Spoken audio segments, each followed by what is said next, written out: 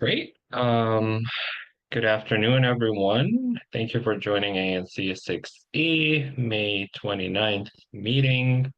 It is 6:31 p.m. and we will start with the first item on the agenda, which is the call to order and roll call. We will start with our newest commissioner, ANC 6E01. Just usually do the roll call, and like if you're present, you say present, and we just do that to document attendance. And welcome. So ANC 6E01. Present. Thank you. ANC 6E02. I don't see Commissioner Watts. If you are part of the attendees, please use the raise hand option. Okay. 6E03. The Commissioner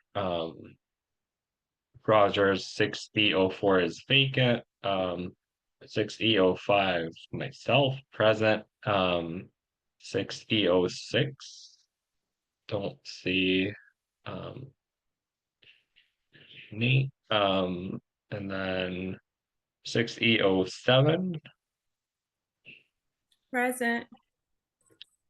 6E08. Present.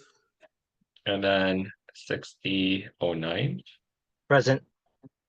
Great. So we have quorum of 5 commissioners present, one vacancy, and then we would have 3 absent commissioners. Moving to the second item, which is approval of the agenda. Let me share my screen. We made some minor adjustments. Do you want to start the recording? Sorry, just before we keep going. I think I already started it. Okay. Yeah, thank you for the reminder. Yeah, it's showing that it's already Okay, sounds good. recording. Yeah, thanks. So let me share my screen.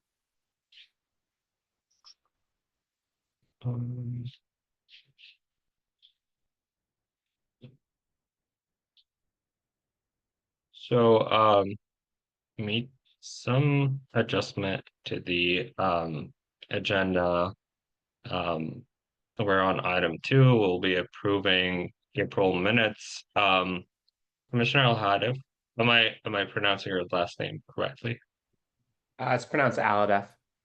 Aladef. Okay, the H is silent. Thanks. You can abstain from voting since this is your first meeting and you were not able to review April minutes. We'll have an update from the mayor's office, public safety update. We will be joined by council member Allen for an update, followed by Q&A. I separated some of the APCA renewal requests just because one of them is for a stipulated one. So I thought it's better to discuss it separately. We have a number of requests for support for renewal of alcoholic beverage license. We have DDOT NOI. I believe that we supported this proposal in the past, but we can discuss it again. It's a no parking zone in front of a daycare in 6003. I added an item by Commissioner Prince on resolution on the recent attacks at the Capitol Jewish Museum. We will have an open forum where any commissioner or constituent can share an update or ask a question or make a comment for 2 minutes, and then we can have an ANC response, and then we'll move towards adjournment. Any questions or comments before we vote on approving the agenda, commissioners? Great. Okay. Anyone would want to move a motion to approve the agenda? Sure, I will move that we approve the agenda for the meeting tonight. Anyone would like to second? I can second it. Great. So Commissioner Prince moved and Commissioner Han seconded a motion to approve the agenda for the May 29th meeting. All those in favor, please say aye. Aye. I, I, Commissioner Carson, I did not hear you. Aye. Great. So the motion moves with 5 yeas, 0 nays, and no abstains. Moving to the third item, which is the approval of April minutes. As our secretary, Commissioner Prince, would you like to make a motion to approve the minutes for the April meeting? certainly, I move that we approve the minutes of the April meeting. I would like to second. A second. Great. Commissioner Prince moved, Commissioner Carson seconded a motion to approve the ANC 6E April 2025 meetings. All those in favor, please say aye. Aye. I, Aye. Great. The motion moves with 4 ayes, 1 abstain, and 0 nays. Great. And now we'll move to an update from the mayor's office. I see that Noah has joined us.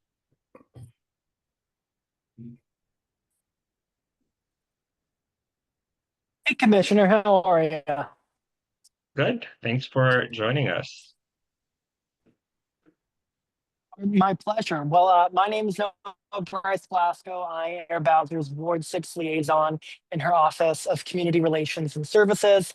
That's just a really fancy way of saying that I'm her eyes and ears within Ward 6 and residents' point of contact within the DC government. So if you need help navigating the DC government, I'll be your guide. I'm more than happy to drop my contact information in the chat before I get moved back down to a panelist. This week on Tuesday, Mayor Bowser released her fiscal 26 budget, Grow DC, and it's focused on 3 priorities, which is growing our economy, right-sizing our spending, and investing in shared priorities. But before we get to fiscal 26, let's talk about fiscal 25.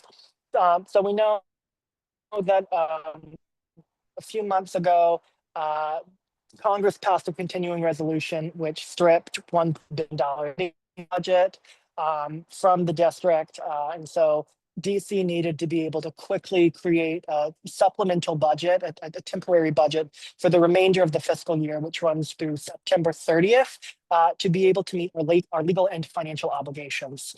And thanks to some shimmying around with the numbers and dollars, the mayor was able to take a $1.1 billion operating cut down to $347 million for the rest of the fiscal year. And part of that was through a little obscure provision within federal law, which allows the district to spend 6% more than its previously approved budget, if it can prove to the Congress and the CFO that we have the funds available and we can still have a balanced budget. And we were able to do that.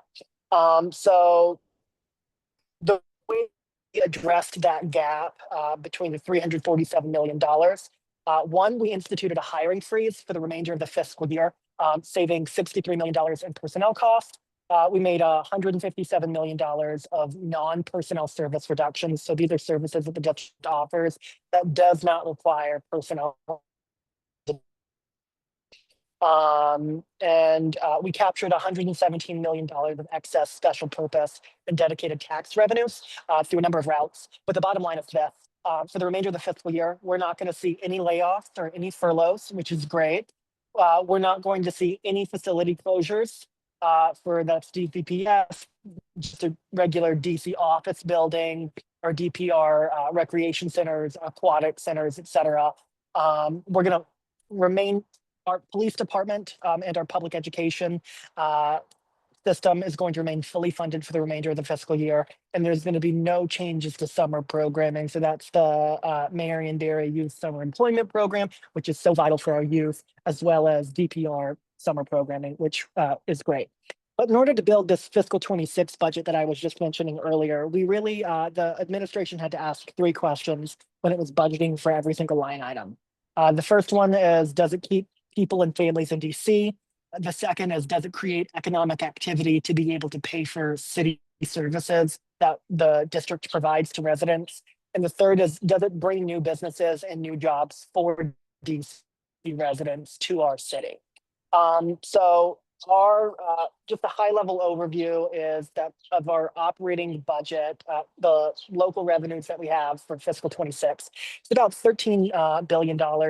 And half of all our local funds is something I'm really proud to say. That half of those local funds are going to go towards 1, public education, and 2, human services. So 29% of the entire operating budget is going to go just to our public school system, which is great. The other 21% of that half is going to go to human services like Medicaid, Medicare, human services, et cetera.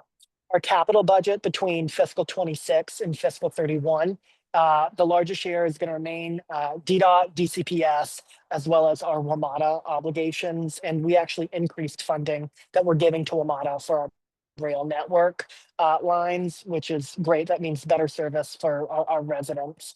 But just to highlight a few 6E specific investments that fiscal 26 is making in terms of capital investments. One, we're going to put $57 million to build more permanent supportive housing and a congregate shelter space on the site of the existing federal city shelter. We're going to put $24 million to replace Northwest One Library with a full service neighborhood library. And then we're also putting $50 million for a new pedestrian tunnel and an entrance at the Noma Gallaudet metro station, which is going to be great. It's going to allow for more recreation, more entertainment, and an additional way to get to the metro station, which is great. I guess the only other update that I'll have, because I don't want to talk your ear off all night about numbers, is that specifically for education, we are seeing a $2.8 billion budget for education. That's a $123 million increase from last year. We're putting $270 million for pay raises towards our teachers, because we know our teachers are some of the best people in the entire district and the entire country. An important job. And again, like I said last month, we're fully funding PKEEP. We're fully funding that pay equity fund, and we're fully funding the child care subsidy program, which I'm very proud to share. But at this time, I'll take any other questions that you might have. Thank you, Noah. Appreciate your update as always. 2 quick questions. First one is my understanding that in the budget request, the mayor did not include any funding for implementing Initiative 83. Correct me if I'm wrong, and if I'm correct, do you know why? Do you have an explanation for that? And then I'm not sure if this is related to FY26 budget season, but I read somewhere online that there are plans for ending the streetcar or like replacing it with another project that is relying on electric buses. So do you have any information about these plans? Yeah, so I'll start with the streetcar, then I'll get to I-83. As part of the capital budget, so DC is kind of unique in that we budget 4 years in advance. So this year up until 4 years later. And so as part of that budget, $331 million is going towards much needed bridge improvement projects, and about $200+ million of that is going towards the H Street Bridge, which is really in need of repair. Now, if you've ever ridden a streetcar, you know that those tracks do go up on the H Street Bridge.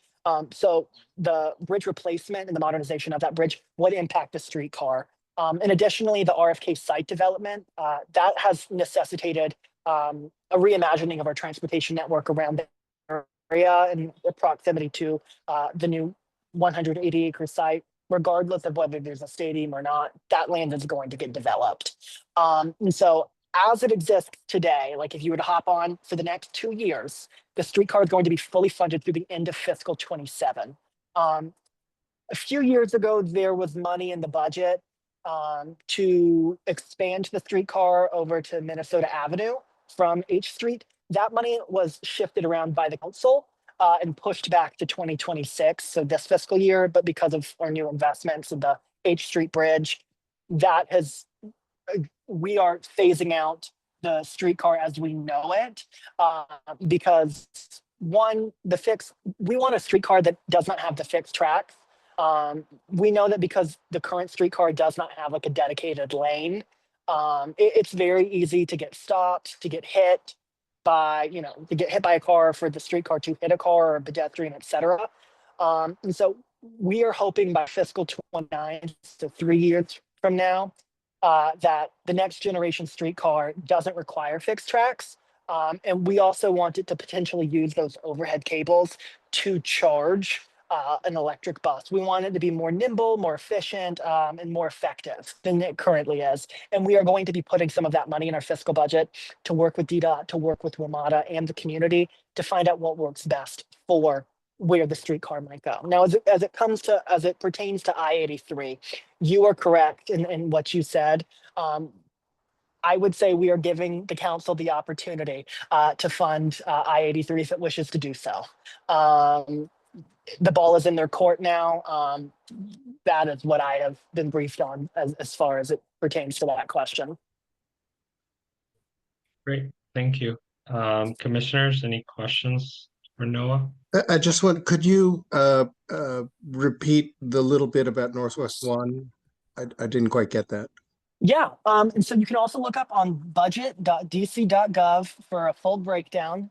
But we are going to be putting $24 million of our capital funds over the next 4 years to replace the Northwest One library that I believe is on K Street with a full service neighborhood library. Because if you've ever been in Northwest One, it's a very small space, doesn't have a lot of computers, doesn't have a lot of shelves.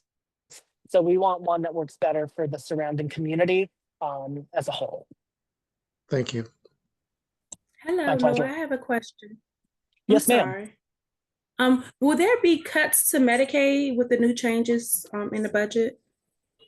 So I know that with Medicaid, it's an entitlement program. So once you've qualified, you are entitled to the full benefits that are in Medicaid. What this budget does is it changes the eligibility for the program. So I will have to get back on like the full, is there like what dollar amount, if there are any cuts or not. But what has been explained to me and what was said at the press conference is that what's changing is the eligibility for who qualifies for Medicaid. Thank you. But I will definitely get back Right, to you. thanks. Yes, ma'am. Commissioner have- Hans?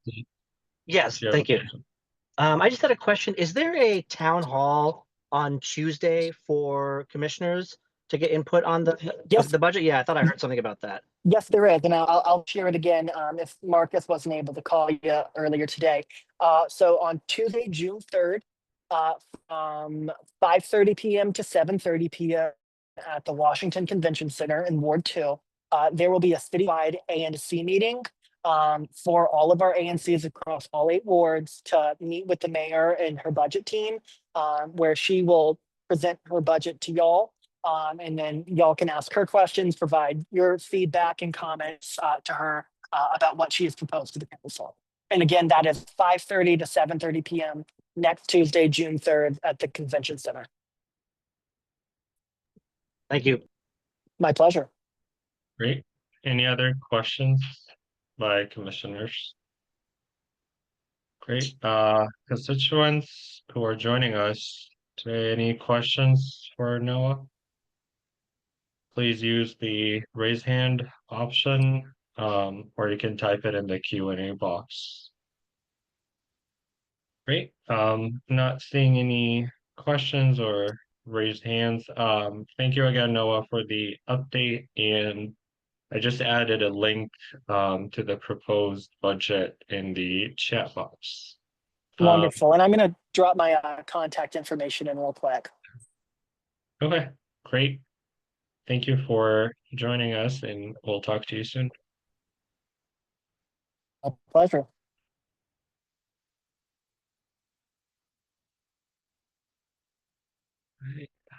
Great. Moving to the next item on the agenda, it's the public safety update from MPD. Do we have any representatives from MPD tonight? Don't see any, but just double checking if we have any representatives from MPD. Okay. Not seeing any. Let's see, I know that we have extra traditional 10 minutes before we move to the conversation with council member Allen. So maybe we can do the request for the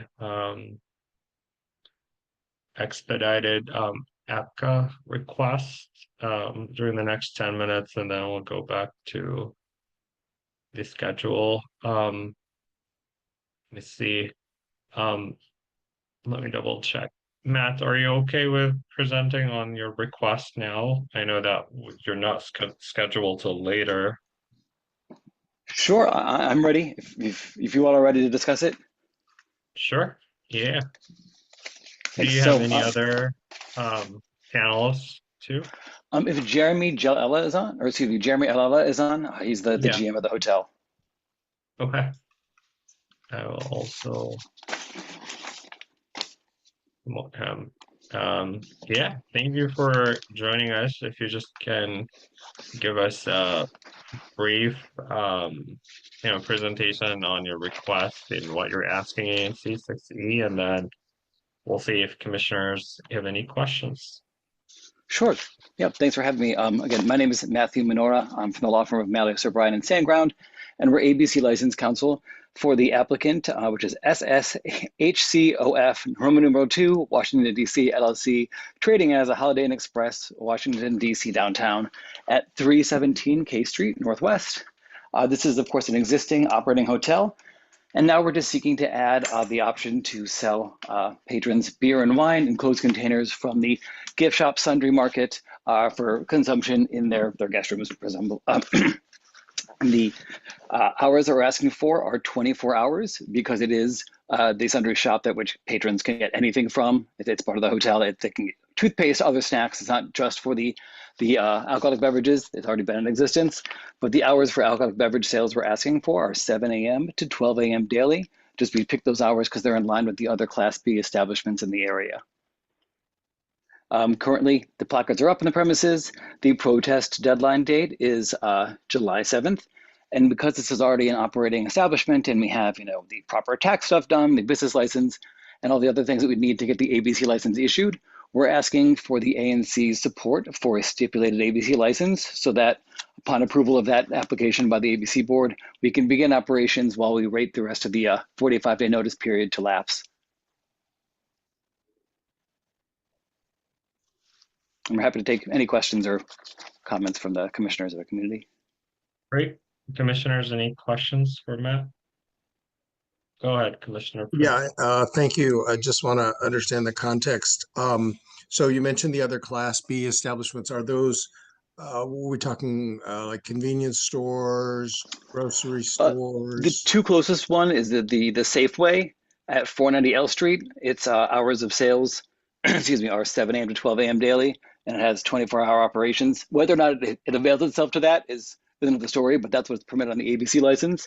And similarly, the Hampton Inn at 17th and H, excuse me, it has alcohol sales from 7 a.m. to 12 a.m. daily from its market inside the hotel.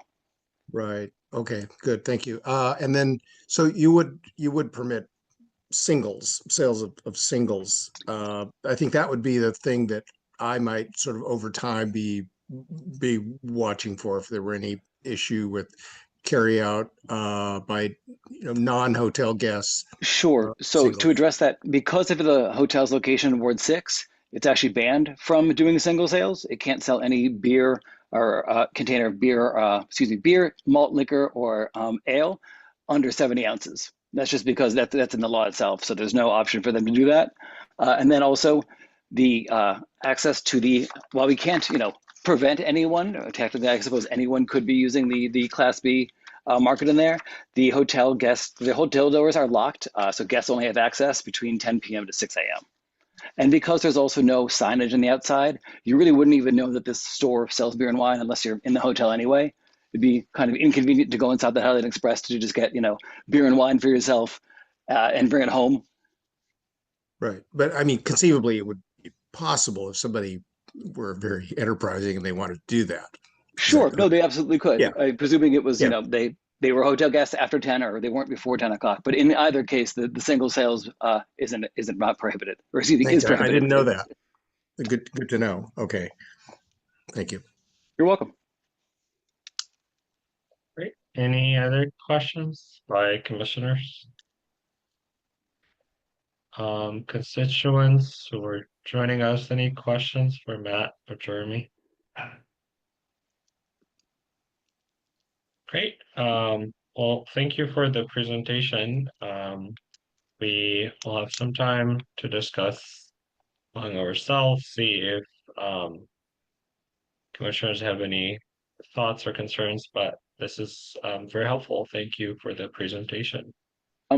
Just to interrupt, I don't mean to be a stickler, but unless the ANC actually takes an affirmative vote to support the stipulated ABC license at this meeting, it doesn't do us any good because by the time the next meeting comes around, I believe the petition deadline will be passed anyway. Oh, Not saying yeah. you have to, but I mean, No, that's understandable. I meant like we will discuss it right now. and move I'm forward. sorry, I misunderstood. Yeah, no, I was not clear enough. Yeah. Just meaning that like we can discuss it right now and then move with an option. Yeah. Thank you for the presentation. Commissioners, do you have any comments, concerns? I personally do not have any concerns. I don't see a reason why not to support this request, but curious to know if fellow commissioners have any thoughts or concerns or comments before we bring a vote to the floor. No. Okay. Great. Let me look up the exact language. Make a motion that ANC expresses its support for the ABA application for the Holiday Inn Express at 317 K Street Northwest. Well, actually, let me rephrase that because I think we need to say that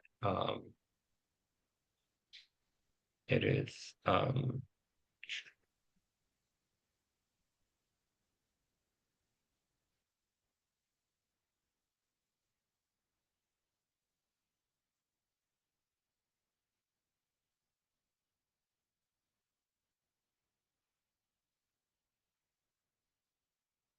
okay. I make a motion to vote on a resolution to express ANC 6E support for a stipulated APCA license for the Holiday Inn Express at 317 K Street Northwest. Anyone would like to second? I second.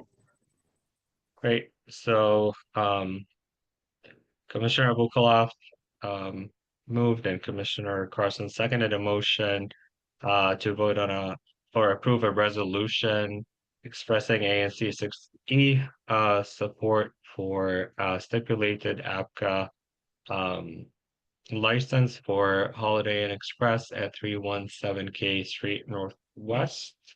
All those in favor, please say aye. Aye. Aye. Aye. Commissioner Carson? Aye, sorry. No problem. So the motion moves with 5 ayes, 0 nays, and 0 abstains. Just double checking with Matt. Matt, we will send you the resolution later this week, or possibly tomorrow, so as soon as possible. And we'll make sure that the language reflects exactly the request for the stipulated license. Thank you so much. Really appreciate the support, commissioners. Have a Great, great evening. thank you. Now moving to the next item. We will have a presentation and discussion with Councilmember Charles Allen.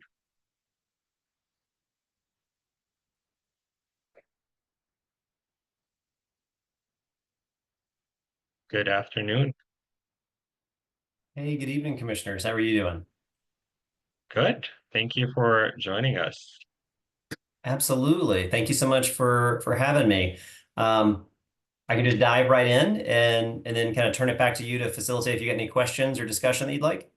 Sounds good. Yeah, just like what we did last year. I think a presentation on, your budget and legislative priorities. I know that like we typically have a lot of questions about public safety and transportation, and then we can do a Q&A with commissioners and then see if constituents who are joining us have any questions. Does that work for you? Absolutely. Absolutely. Great. Well, let me just jump right in. Again, I want to thank ANC 6E for having me. Each spring, I typically like to ask and request to get on your agendas for kind of a little bit of a longer conversation. Always, of course, happy to come check in and talk with and join your meetings if you'd like, but the springtime is usually a good time to get on your busy agendas to talk about the budget and some issues going on at the council, and then just kind of check in general. So we have, I'm sure the commissioners have been following very closely. We have been waiting for quite a while now for the city's budget. Let me kind of break down a little bit of what's going on. We do finally have a budget now, and I'll share some of my reactions to it. But we've had two issues kind of happening at the same time, which have delayed and kind of forced where we are today. So back 2 months or so ago, the House of Representatives and the Senate were trying to avert a federal shutdown, and they passed a continuing resolution because unlike your District of Columbia, they don't balance the budget every year and pass a budget on time.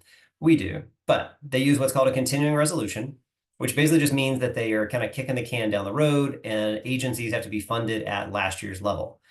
The District of Columbia, of course, is not a federal agency. However, some staff members at the House added in some language, or actually removed some language that would have typically keep the district away from this type of mess, and instead left us vulnerable to being categorized as a federal agency, which of course we all know we're not. The net effect of that was that about $1 billion of your local tax dollars were essentially locked away from a budget we'd already debated, we'd already approved, and that was creating a lot of strain and pressure on our budget. The mayor, obviously, I will give her some grace here. She needed to be able to try to respond to that and then kind of map out how would we cut $1 billion out of our budget when we're already halfway through the fiscal year. And because you have to submit your what we call a supplemental budget and your fiscal year budget for the next year at the same time, essentially we couldn't move forward the budget.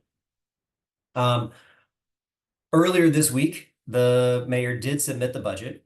The House has not fixed their mistake, and so we still have our local funds that are locked away.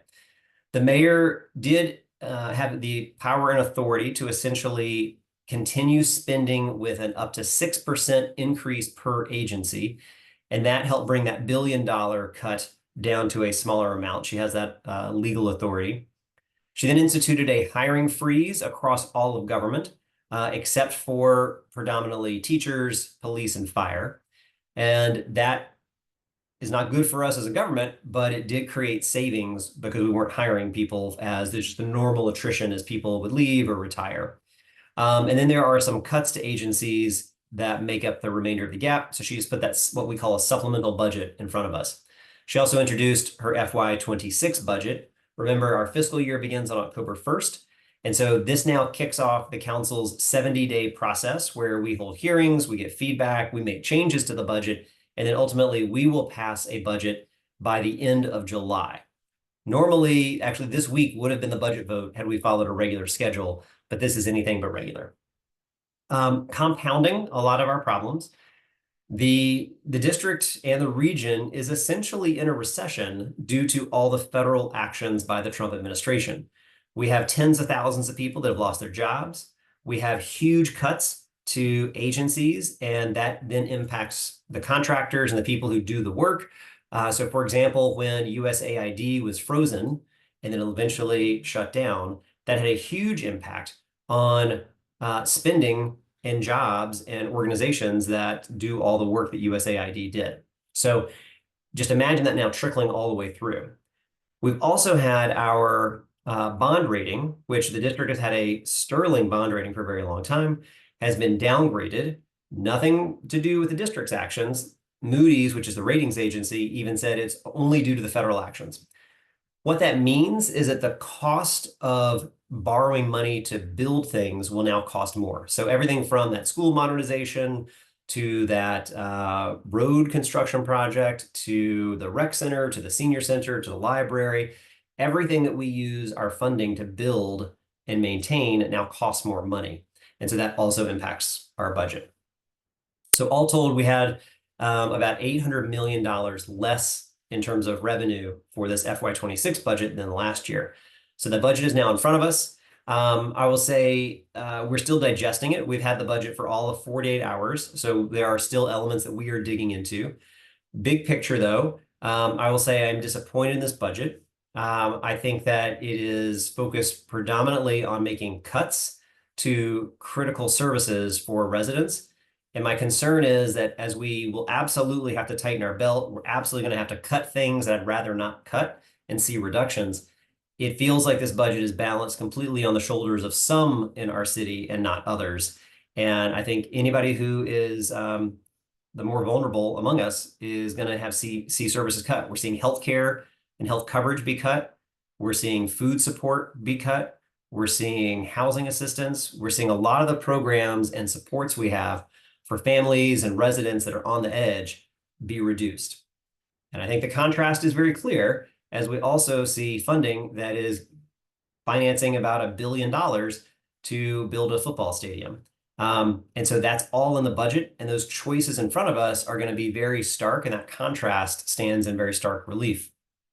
So what comes next?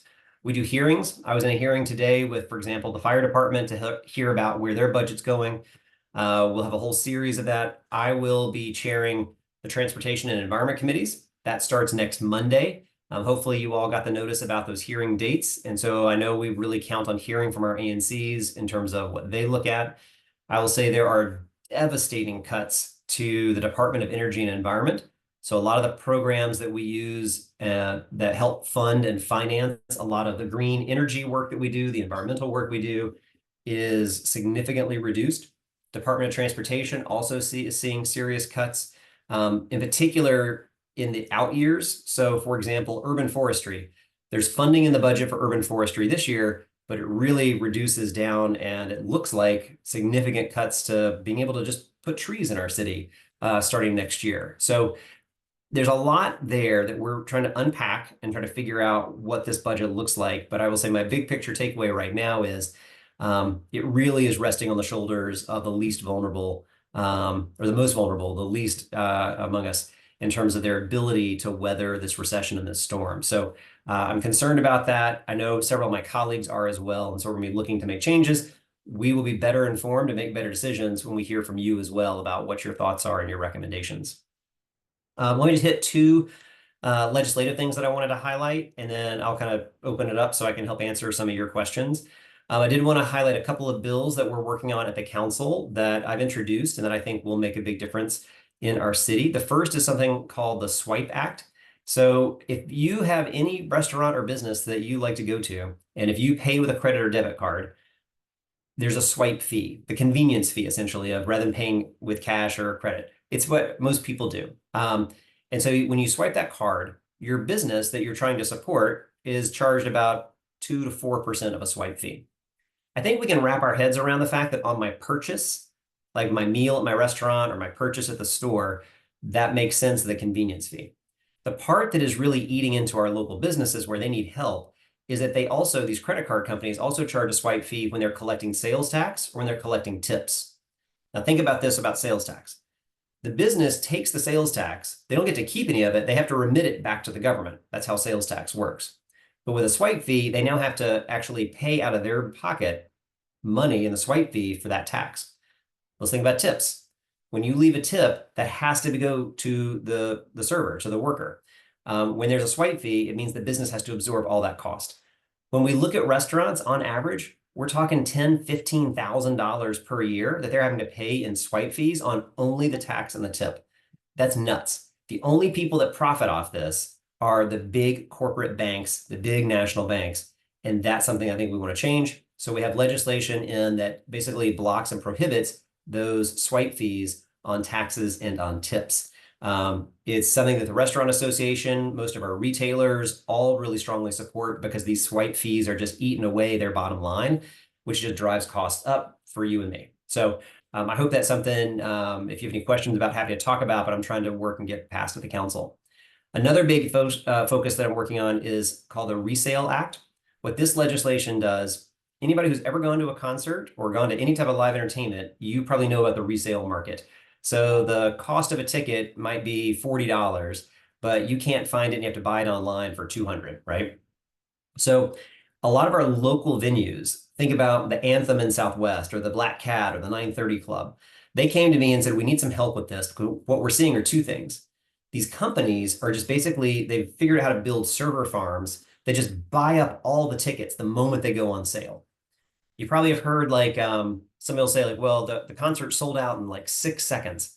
That's not because there were that many people individually purchasing them. It's these companies that scoop up all these tickets. That's predatory. They will oftentimes buy the tickets before they even go on sale and try to start selling them to people. So you're actually selling something you don't even own. So the legislation essentially stops that middleman that is not a DC business, that is basically just jacking up the price on everything else and making it more expensive because the venue doesn't see any amount of that money. The people putting on the show don't see any amount of that money. The artist doesn't see any amount of that money. Everybody loses except for these companies that have figured out how to scoop up all these tickets and then drive and ratchet up these prices on the second and tertiary market. So other states have been looking at this. Actually, places in Europe have been putting this in place for a while. So we're really looking at how to do this. It's just really about protecting our local businesses and protecting our residents from these kind of predatory actions that are just driving up the costs. So those are two bills that we're working on outside of my committee and just kind of focused on that really support our local businesses and really help make sure that we're being more fair for our residents. Last thing I just want to note, I had a great meeting just recently over at Golden Rule Plaza. So I just kind of want to bring that back to 6E a little bit. I've been working with the residents there because they've been having some issues with their resident services manager and everything from some public safety issues to maintenance issues inside their building. This is, for folks that know, this is the senior building on New Jersey. And so we had about 40 residents that joined us. I was able to get all the managers from the building, the property managers, the maintenance team, and then I brought in the Department of Health, Department of Buildings, and they were fantastic. And we really were able to work on addressing a lot of the residents' needs. Still some more work to do, but everything from elevators that were leaving seniors stranded in the building, better communication, pest control. It really proved to be a good opportunity to bring a lot of these people all in the same room, hear the same issues, and then try to work on some solutions. And so I just kind of wanted to share that for one of the buildings in 6E that we've been trying to push and work on. And I'm happy, of course, to work with others. Sorry, I said last thing, but let me do one last thing. And that is one more legislative effort that I do think is resonating in 6E. And that is related to people who are in residential buildings. And this is related to the common area fees. So one of the things I heard from a lot of residents is they were finding on their monthly rent an extra fee tacked on, charging for what are called common area utilities. And what that means is like the lights in the hallway or the HVAC for the lobby. When I was a renter, I paid the rent, and I'm pretty sure I thought that the lights were paid for as part of my rent. We're seeing these fees just kind of jack up the monthly cost of living, and we already know it's expensive to live in DC. So the legislation would essentially ban the practice of these separate common area utility fees and just say, let the rent be the rent. We're not denying that there are costs, obviously, to the utilities of keeping the lights on and keeping HVAC on. No one denies that. The problem is when it's a predatory fee passed on to the tenant and they don't know about it. Some of these folks are getting $400 bills every single month on top of their rent and the utilities for their own apartment. For anybody who's living month to month, trying to balance, sit at the kitchen table, trying to balance their monthly budget, $300 and $400 per month is just unsustainable. They can't do it. And so it's unfair, it's predatory. And we had a hearing yesterday on this, and I heard from a lot of residents who really understand the issue and are asking the council to tackle this. Maryland and Virginia have already done it. I never like DC to be behind Maryland and Virginia. So let's go ahead and move forward. Let's protect our renters and our tenants. And at the very least, you got to put these costs up front. But I'd rather just see it be the rent is the rent, so you know what to cost. And frankly, what I think a lot of people see is it allows property managers to hide the true cost of the housing, and that just doesn't feel right. Let people know what the cost is, and that way people can make a more informed decision. So that bill had a hearing yesterday, and I'm hopeful that we'll see that move forward. So I've talked too much. I'm going to stop now so I can turn it over for questions. Again, I appreciate it. Hopefully it's a quick update on a few hot button items. And I'm happy to answer your questions, and great to see everybody. It's great. And you never talk too much, Commissioner Allen. Oh, I do. I promise I do. That was great. Going back to the budget, I think if you could give some explanation about the process, because the budget request is not the final budget. So maybe just like explaining that process and like how the budget gets finalized and the Wilson building. And then also maybe talking about some of your key budget priorities, like what are some of the funding sources that you would want to save, other programs that you want to add to the final budget. That would be really helpful. Yeah. Well, let me do the process first. So the budget literally just came to us on Tuesday. It's Thursday, so we've had 48 hours with it. So we are still actually pulling it apart and kind of seeing where different funding is. That process is actually pretty hard sometimes because the budget comes to us in different pieces and doesn't always include a narrative that tells us, we're moving one money from here to another spot. I'll give you a good example. On paper, if you look at the WMATA budget for the district, it'll make it look like there's an $11 million cut to Metro bus service for overnight buses, 24-hour buses, which have actually been really successful in the district. So on paper, you'd think, oh my gosh, we just lost overnight bus service. And at first, when I looked at it, I thought the same thing. Then you got to keep digging, keep digging, keep digging. And then you find that the WMATA subsidy has actually been adjusted somewhere else in the budget for that $11 million. So it takes my staff and I a little bit of time to kind of make sure we're reconciling, because it's not like the budget gets handed to us, unfortunately, like lining a straight line for every single dollar. So it takes us some time to really dig through and make sure we've got it straight. So the good news of that story is overnight bus service is fully funded and is going to continue, and that's really important.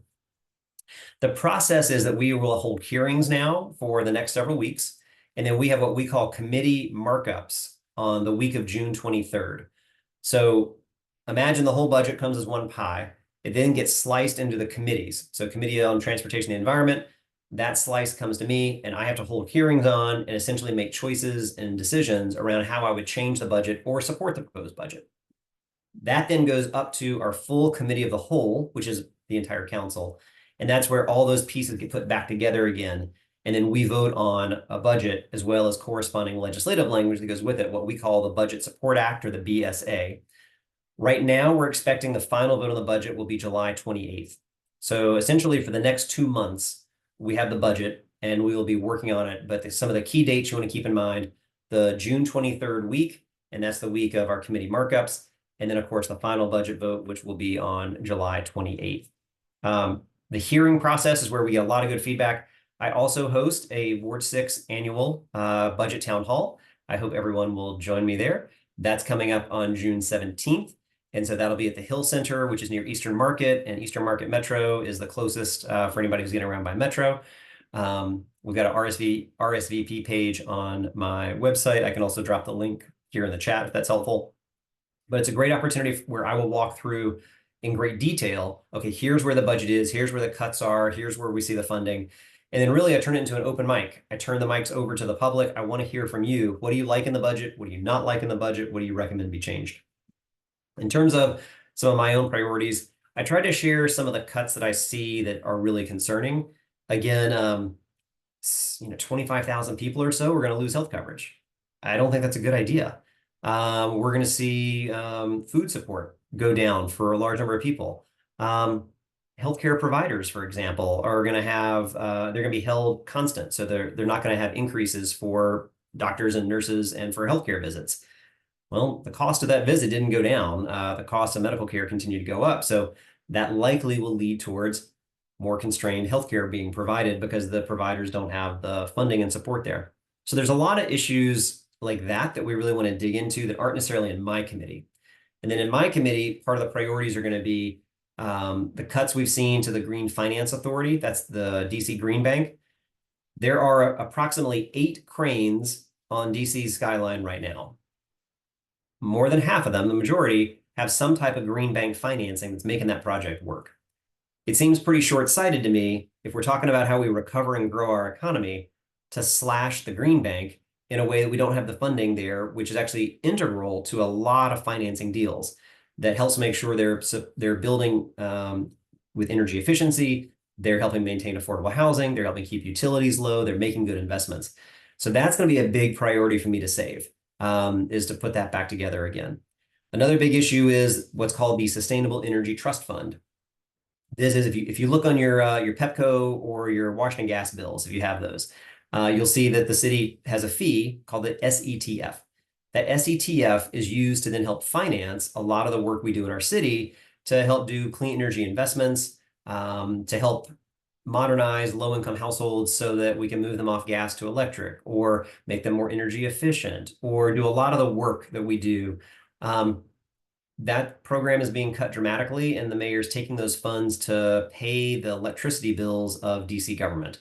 I don't think you want to be paying an extra bill in your power bill to help us keep the lights on at the Wilson building or in a government building. That doesn't feel like the right move, and also means that we're now not doing the other green work. It's a huge, this budget represents a massive retreat and step back on everything related to clean energy and sustainability. And I really don't think we should be cashing out our city's future because it's a tough budget time. We've got to be thoughtful about it. And then the last piece, kind of a big picture I talked about, is it's a difficult budget. I'm not going to deny that. I've gone through difficult budgets. It seems like the cuts just really rest on only one part of our city, and I don't think that's fair. I think if we're going to use phrasing like shared sacrifice, and if we're going to talk about how we're all coming together to help solve and meet this moment, we've got to figure out how we ask a little something out of everybody. There will be programs, there'll be efforts that I care deeply about that aren't going to be fully funded, but I can't just have this entire budget be balanced by resting on one part of our city. And I got to say, like, when I also look in that budget and there's, $1 billion, I'm not kidding, $1 billion that's all going towards subsidizing a development team for an NFL stadium, I just don't think, like, that doesn't seem like the right choice to me. And so while I have argued, I don't think a stadium, unlike an arena, unlike a ballpark, a stadium is not used anything like that, and it doesn't create the same economic activity. And so I don't think that's a good investment. But at the very least, the deal we have in front of us is a bad deal. It's not fair for DC taxpayers. DC comes out on the short end of the stick on everything from revenue and planning, and we've got to do a lot better. So if this is something that is going to happen, the deal has to change dramatically. And I think in the budget, that's part of the way it can happen too. Great. One follow-up question before check if commissioners have any questions. I think it was probably the last month or the month before we passed a resolution asking that the council and the mayor's office fully and timely fund Initiative 83. So I was curious to get your thoughts about that. Is that something that you support running to this budget or not? Yeah, I mean, the voters passed it. Ranked choice, I'll focus on the ranked choice voting element of it. Ranked choice voting is something that I've strongly supported for a long time. It was always one vote away from being able to get passed at the council. I don't think anybody who's in office should be scared of ranked choice voting. I think it's actually very common sense. Voters in other parts of the country already use it. It's not a huge cost to put in ranked choice voting. I also think that it actually makes better campaigning. You know, the nature of ranked choice voting is I want to earn your first choice. I want to earn your vote, but I've got to do it in a way that if, let's say Dale and I are running for the same seat, and I'm trying to get Sam's vote. If Sam's already aligned and says, you know what, I really like Dale, I know him, he's my first choice, then as a candidate, I have to still, I'm not going to give up on Sam. I've got to keep engaging him and say, listen, I may not be your first choice, but I'd like to be your number two. Because in ranked choice voting, you want to be someone's first choice or their second choice or their third, because as candidates don't meet the threshold and drop off, they turn to their second or their third choice. Under the current situation, if Sam says to me, hey, listen, Dale's my guy. I am with Dale 100% of the way. I'm probably not going to spend a whole lot more time trying to engage Sam to convince him, hey, listen, vote for me instead. Because the nature of campaigning is I got to go to the next voter and try to get that voter. And so I think that it actually makes better candidates and better campaigns. And so I'd like to see it funded. The mayor did not fund it in her budget, but I think it's something that the council will look at. It's also unclear if the council majority wants to support it, though, either. So there's definitely some of us that would be fine with it and would support it. I'm not sure yet if there's a majority in the council. Great. I have more questions, but I will let my fellow commissioners go ahead and ask questions, and then I can ask my questions later if we have more time. Sure. Mr. Prince. Thank you. Thank you for coming to join us this evening. I have one comment and two sort of general questions about larger issues. The comment is, I'm glad you mentioned the swipe app because it reminds me that I have a pet peeve about the suggested tip amounts that appear at the bottom of receipts, because occasionally they suggest a tip on top of tax.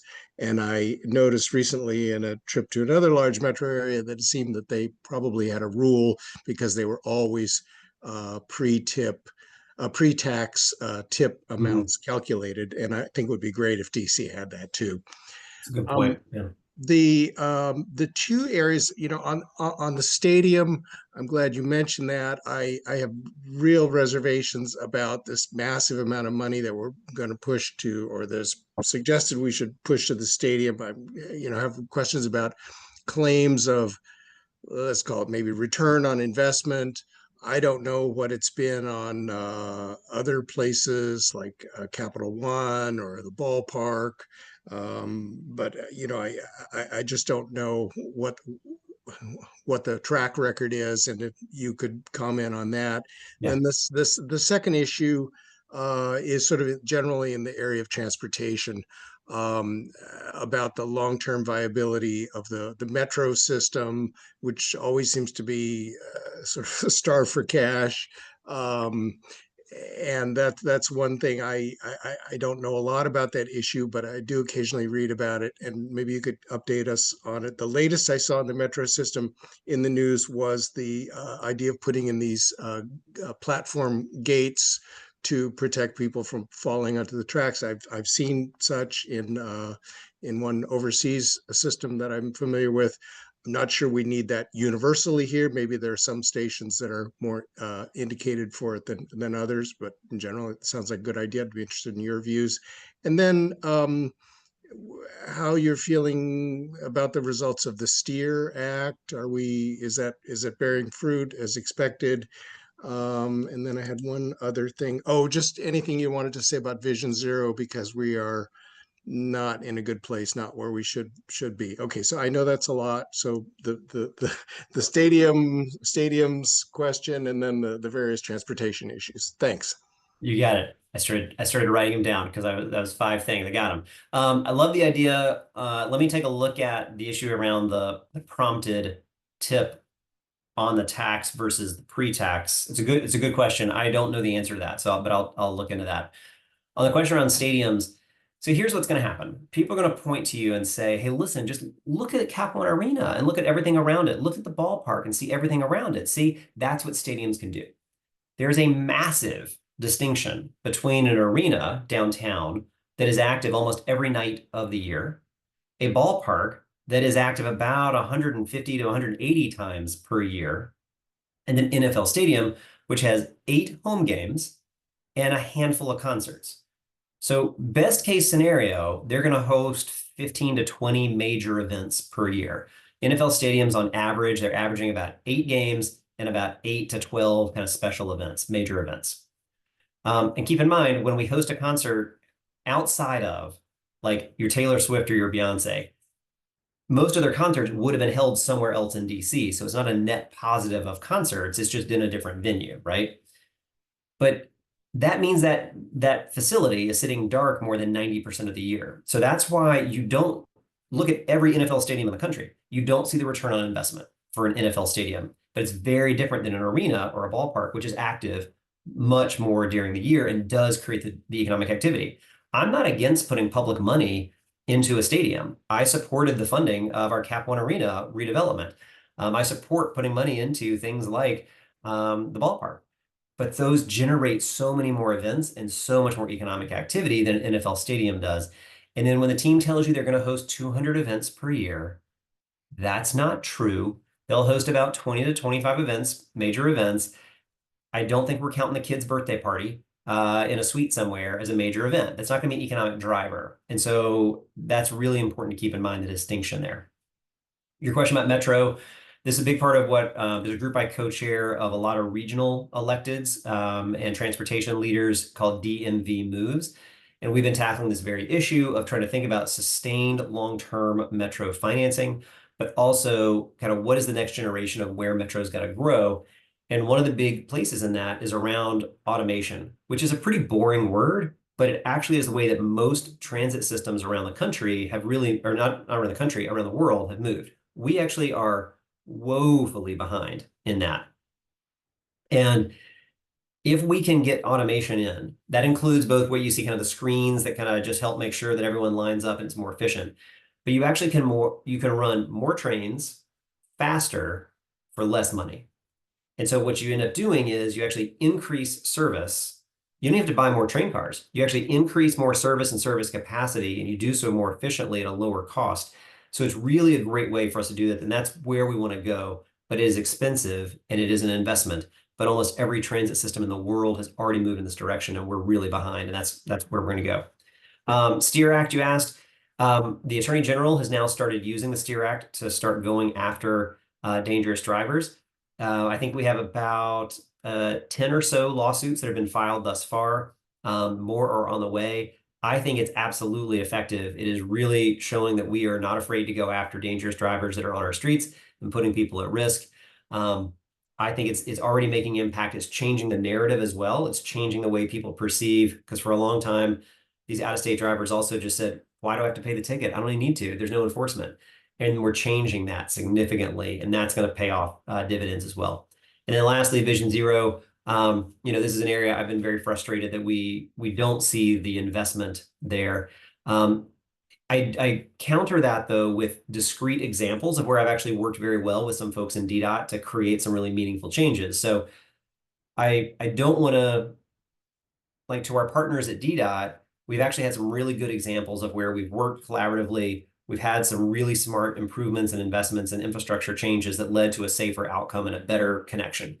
And so I don't want to disparage that part, but I don't feel us pushing on the big systems change as hard as we could. So I will absolutely lift up some kind of concrete, discrete events where we've actually had some really great success and made us a positive improvement, but I still don't see us moving the system and changing the system the way that we need to.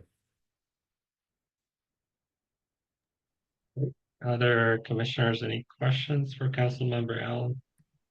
I don't have a question. I have an ask. I ask that you keep, I know you're working with Golden Rule Plaza, but Golden Rule Apartments, which is Yeah. almost a block down from them, I just ask that you keep them on your radar also. They're having a lot of issues with the elevators being down. It isn't a senior building, but there are a lot of seniors that lives there, and they suffer from that because they can't get up and down 8 flights of stairs, 10 flights of stairs and things like that. And this is happening often. And they're very disappointed because it's like they're not getting help. DOB comes out, they reach out to OTA and things like that. Then the elevator gets fixed temporarily, and then it happens again. Mm-hmm. So I just ask that you keep them on your radar, please. I will. I really appreciate you mentioning that, Commissioner Carson. Some of the residents reached out not too long ago, and John Madison on my staff and I have been talking about that as kind of now that we've gotten Gold Room Plaza and kind of made some improvements there, moving over to that building and see if we can kind of replicate the success we had over there at Golden Room Plaza. So I would love to stay in touch with you about that and work on that with you. Thank you. Great. I have a question. Do you have any, I guess, suggestions on how to hold Washington Gas accountable? They had done some work in front of our building, and it's taken over a year. We reach out, even Eric has been helping from your office, but we're not getting any traction. We got a little bit, and they said they were going to come in, and they never did to fix it. So, do you know anybody personally there that you could possibly reach out to?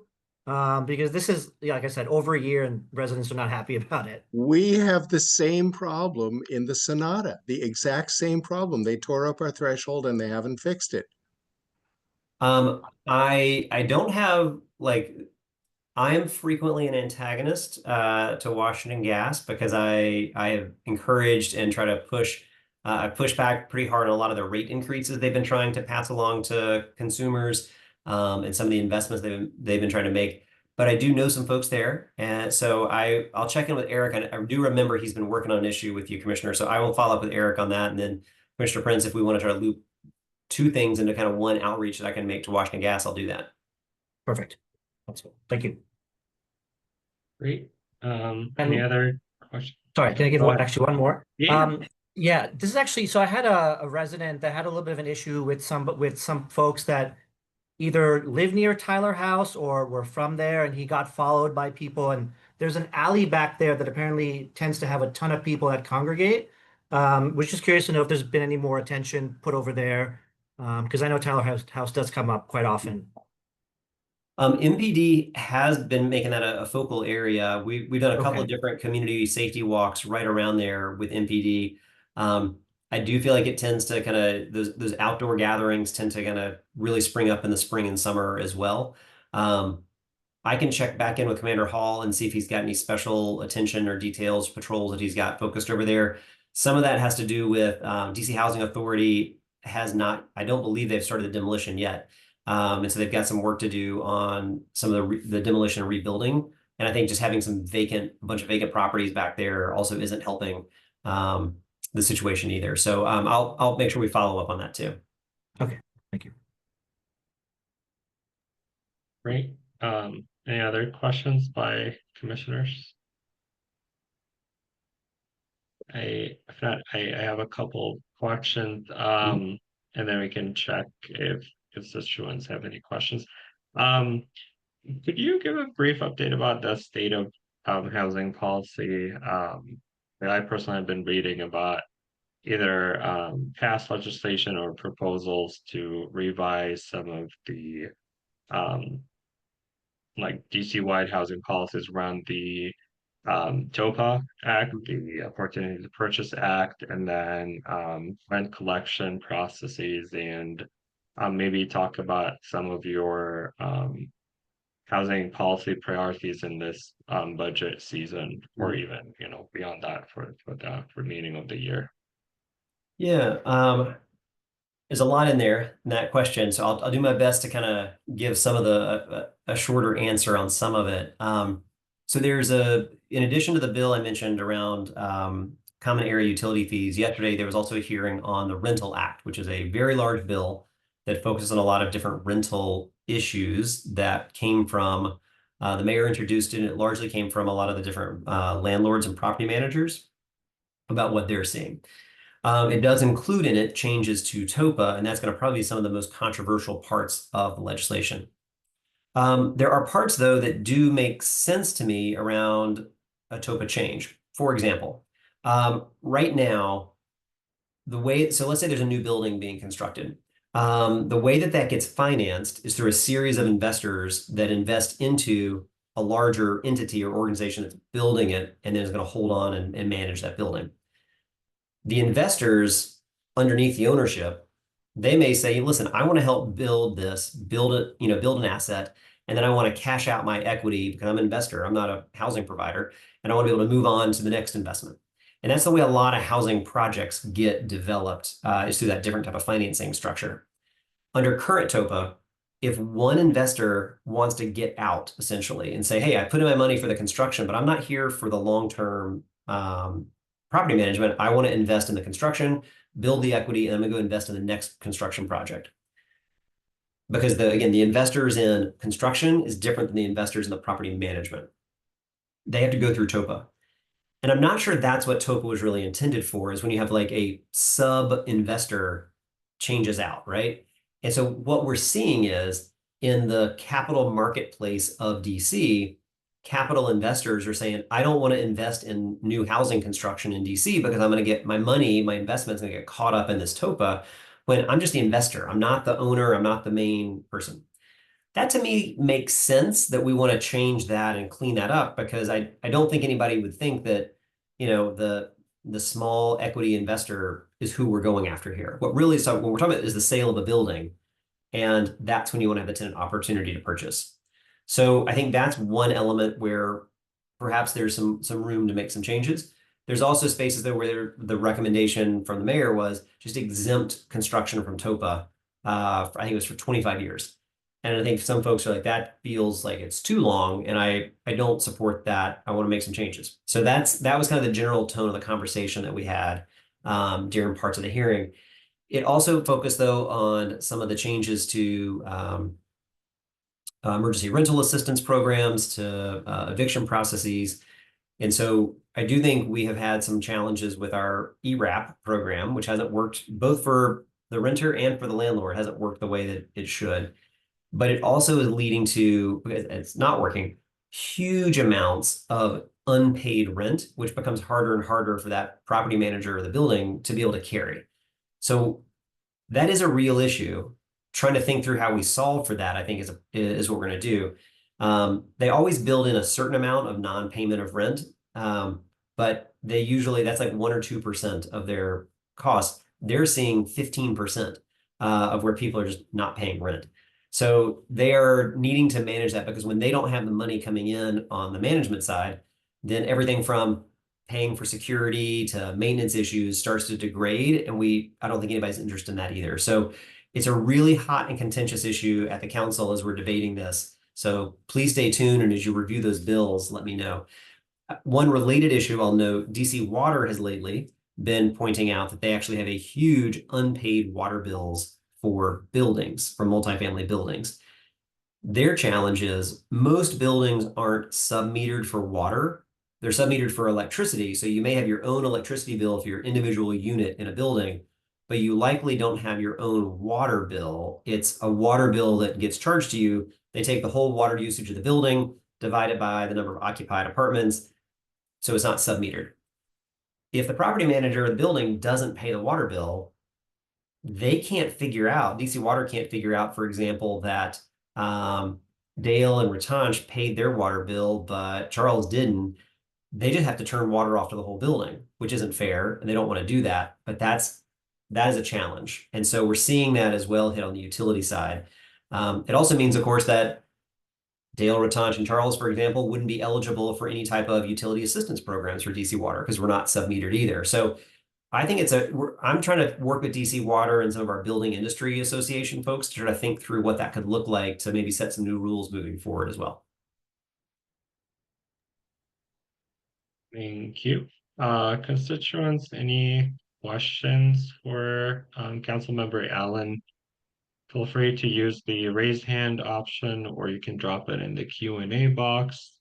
There's a question from Scott. There was some reporting from a couple of days ago when the budget came out that Mayor Bowser is trying to remove DC sanctuary city protections. Is this something you and other members of the council are hoping to prevent?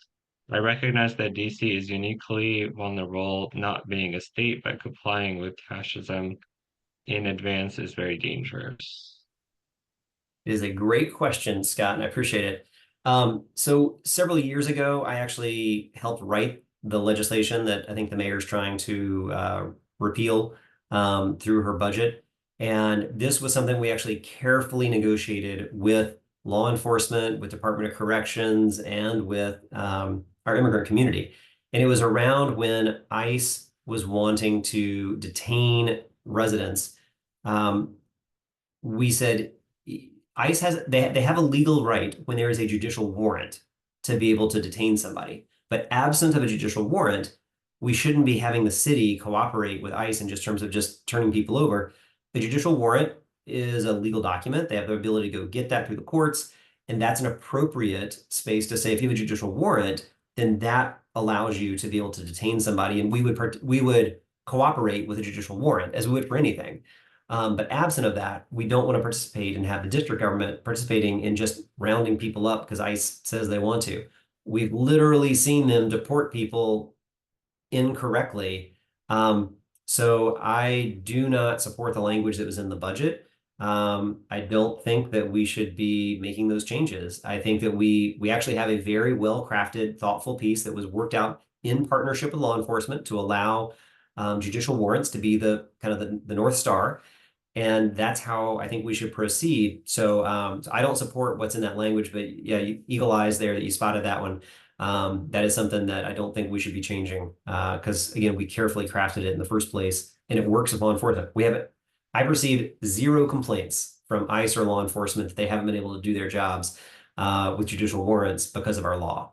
It was worked with law enforcement very carefully to do that. Great.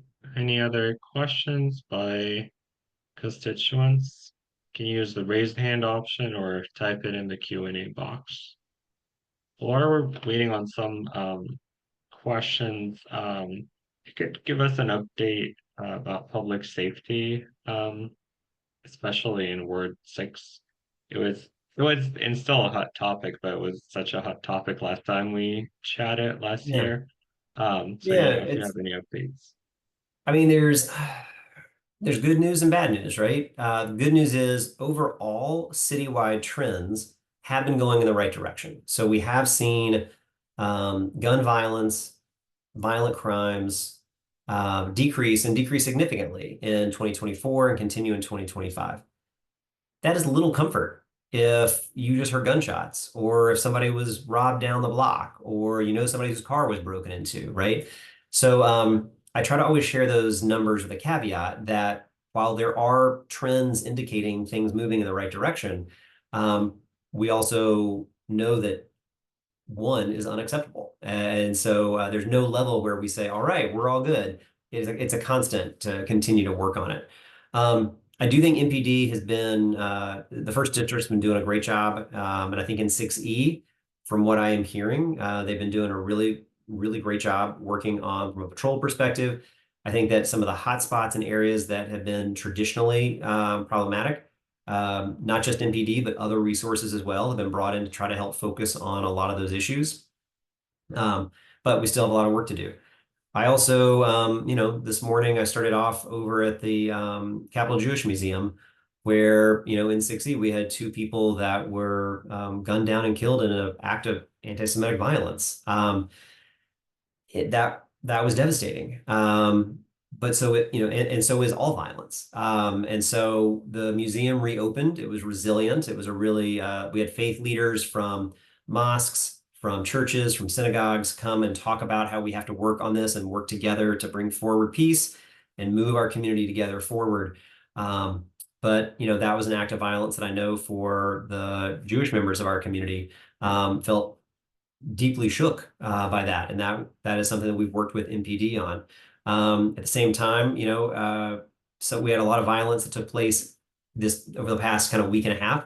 Not necessarily all in Ward 6. Much of it's actually been other parts of the city, but that's devastating too. In Ward 8 in the Navy Yard area, there was a 16-year-old boy who was shot and killed in a conflict, in an argument. There was a 14-year-old girl in Ward 7 who accidentally, she was filming a video for social media while holding a gun, and the gun went off and she died.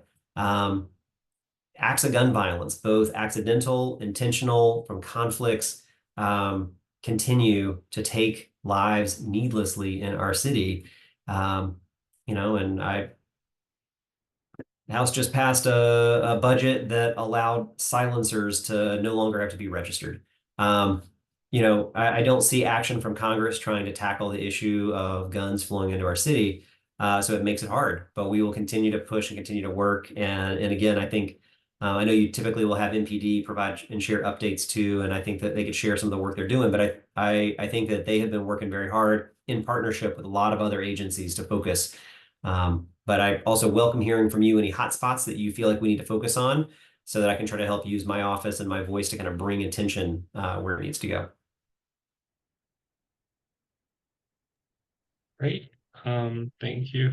Constituents, last chance to ask questions. Not seeing any. I think we could wrap up on a positive note. Maybe share something that you're excited about doing this summer, or something that you accomplished earlier this year. I know we discussed a lot, and some of these topics are very heavy, so maybe just like end on a more positive note.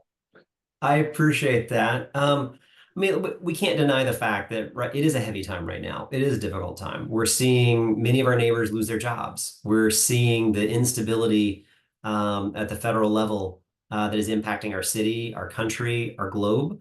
Um, I assume that you're like me. Like you check the news, and a couple hours later, you check it again, and you're like, that too? Like, come on. So it is. It can be very ungrounding, and it can be very frustrating. And listen, I am grateful for each and every one of you who steps up in service to your community, and you're trying to both, solve problems and help be that buffer for a lot of folks, and also look for ways that we help celebrate the fun and the good things. I think at this time last year, if you saw me in person, you saw my leg in a brace. I had injured my left knee, and I tore my MCL. I was able to finally got back in good shape. I ran a 10K the other weekend for the Capitol Hill Classic, which felt like just thousands of neighbors that were all together, just having fun, supporting, raising funds for our schools, and just being in community together for a fun run. My daughter's she's in middle school, and she's got the school play this weekend, has 4 performances. I'm going to be in charge of concession stands at the Saturday night performance. That's going to be a whole lot of fun. My son's got a little league baseball game on Saturday morning. There's a lot of I'm going to find the fun spots that are really exciting on a personal level. We also this afternoon we raised the pride flag in front of the Wilson Building to really show that this is who our city is. And on June 7th, we have the Pride Parade coming up. I invite all of you to come march with me. Come join me. Doesn't cost anything. It's a whole lot of fun. We'll give you the beads to throw out. We'll have a blast. But sign up and join us. It's a really wonderful way that we affirm our values in our city.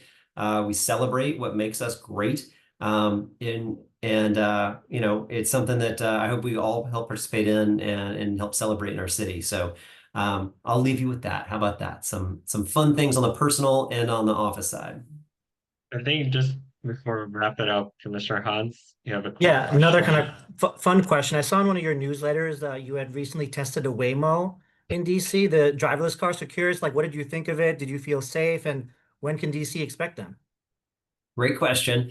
So the Waymo folks really wanted me to get into their driverless cars. There is actually a human being in the seat, but they're not touching the wheel, except some of the times they do. So they had me get in, and they showed me all the technology. And we drove actually from near Union Station. We actually came up to Mount Vernon Triangle, and we were on Mass Ave, and I got in. There's no other vehicles on the street actually at the moment, and the car just kept switching lanes a little bit abruptly. That was kind of weird. Made me a little bit cautious, like, why is it not just going in a straight line? And then it figured itself out. We then went to the intersection of Mass and 5th, and we were turning left. And I was like, I want to see how it does this, because this is a tough one. And we get there, and the Waymo representative, we're in the back seat, the Waymo representative's talking to me the whole time. And as we go, I see the car kind of inches out. And then I notice the driver's hands are all of a sudden go onto the wheel, and then we make a left-hand turn.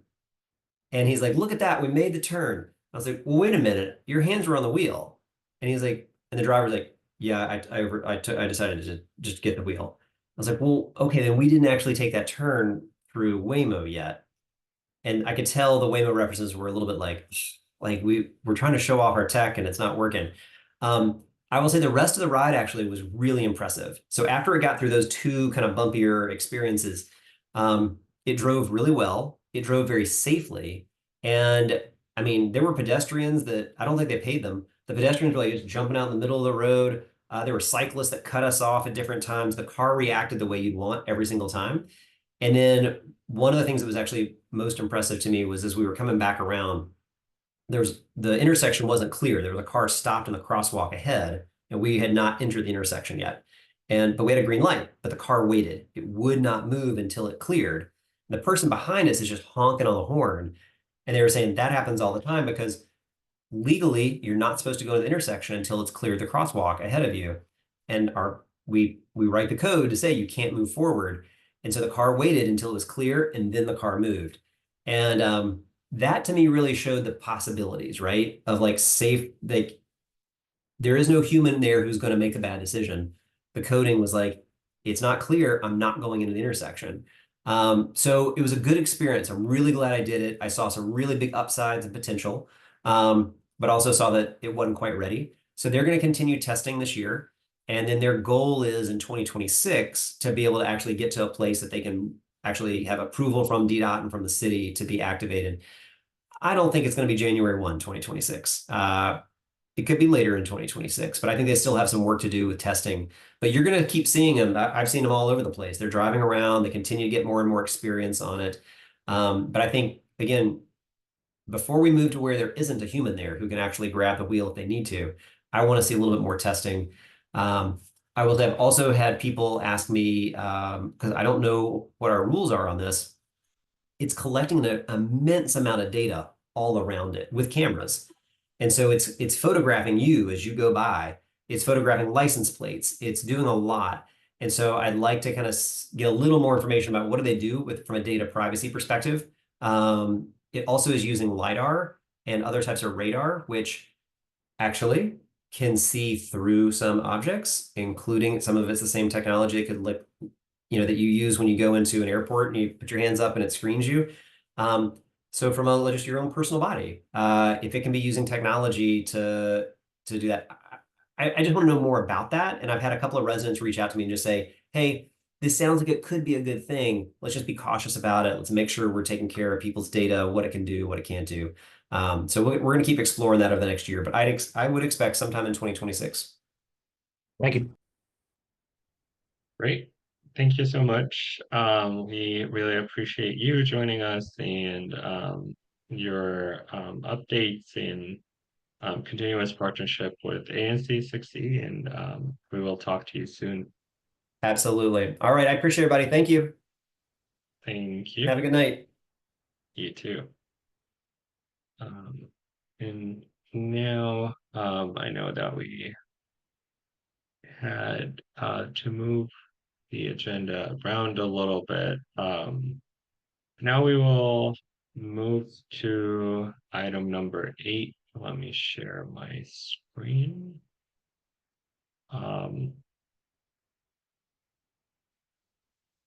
What we have is we're looping in a number of requests for support for the renewal of an alcoholic beverage license with APTA. We're pulling a number of applications together in 6E. So, commissioners, unless you have any concerns or want to discuss specific applications, we can vote on one resolution. We have Stellina in 6E01, Hyatt Place, Washington, D.C. in 6E05, Courtyard by Marriott, Washington, D.C. 6E06, Hilton Garden Inn 6E06, Hilton, Washington, D.C. Capitol Hill 6E07, Washington Marriott Capitol Hill Noma Yara 6E07, Royal Sonesta Capitol Hill 6E07, Hyatt Regency Washington 6E08, and then we have the Hotel Washington in 6E08, and then I think I'm not sure if we need to add job site since they got the stipulated license. Maybe I should remove it. Were No, you able to double check that? Or do we need? I was in touch with the agent, and I do believe we need to, that we should include it on our list because Okay, the license application is for the Class C tavern license. got it. What we voted on before to support was stipulated license. Now, of course, I think this is the type that could go through without without us weighing in, Right. unlike a stipulated license. But that is a valid application for us to consider. Okay. Yeah, no problem. Yeah, I recently double checked with Alka, and unless you protest, then they would just assume that Yeah, ANC 6E does not have any issues, and then like our non-voting option does not then hold up the application. But I think it's, it doesn't hurt to show our support if we support all of these applications. So I will pause a little bit, see if you have any concerns or comments about these applications. Are we joined by anyone who's representing any of these establishments? If so, please raise your hand if you would like to present on your establishment. Personally, don't have any issues or concerns, but want to see if other commissioners have any comments or. I do not. I don't have any concerns about any of the businesses. Okay. That is great. So let me see. It's always a wordy um motion. So I move to make a motion to approve a resolution expressing our support for a bundle of requests for support for renewal of the alcoholic beverage license. This includes the following establishments: Delina, 6E01, Hyatt Place, 6E05, Courtyard, 6E06, Hilton Gardens, 6E06, Hilton Washington, 6E07, Washington Marriott, 6E07, Royal Sonesta, 6E07, Hyatt Regency, 6E08, Yotel Washington, DC, 6E08, and Job Site Hospitality, 6E08. I would like to second. Oh, Before we Commissioner go Prince. Yeah. on, in an earlier draft, we had Delania. Yeah, so I intentionally removed that because the deadline already passed, Okay, and they considered that our non-opposition is support. So it, like us not voting did not impact the application. right. Okay. Thank you. Yeah, sure. Anyone would like to second? I will second it. Okay. So Commissioner Abu Khalaf moved and Commissioner Prince seconded a motion to approve resolution expressing ANC 6E support for group of requests for support for renewal of an alcoholic beverage with license with APCA. All those in favor, please say aye. Aye. I Aye. Aye. Commissioner Hunt. Oh, Today. aye. Great. So the motion moves with 5 yeas, 0 nays, and no abstains. Great. Oh, go ahead, Commissioner Prince. just as a purely technical matter, I don't think it Yeah. makes any difference, but I think that when we write in, we might not characterize the job site application as a renewal, since it's a Okay. first issuance for the Class C tavern license, whereas I think the others are probably all renewals. Oh, got it. Okay. Yeah, I can do that in the same resolution. Just Yeah. that makes sense. Just like I having think it that's as a two new license, groups. whether they Yeah. already have a stipulated Do license. you that we do you voted think on. is it safer to vote right now on a separate resolution? Would you like to do that? We could do that. Would you like? Sure, if Okay. just take a second. Sure. Yeah. What I'm do you happy want? to move that then. I will Yeah. move that we approve the Class C tavern license application for job site hospitality. Anyone would like to second? I'll second it. Great. So Commissioner Prince moved and Commissioner Haas seconded that ANC 6D vote on a resolution supporting the Class C tavern APCA license for job site hospitality. All those in favor, please say aye. Aye. Aye. All right. Aye. Great. The motion passes with 5 yeas, 0 nays, and no abstains. Out of curiosity, what is job site hospitality?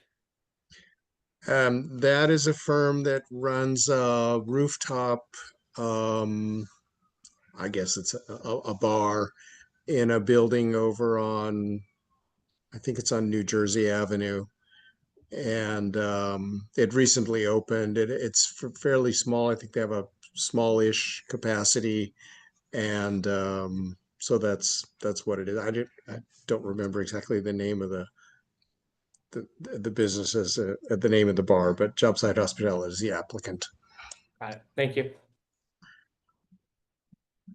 Great. Now moving to item number 9.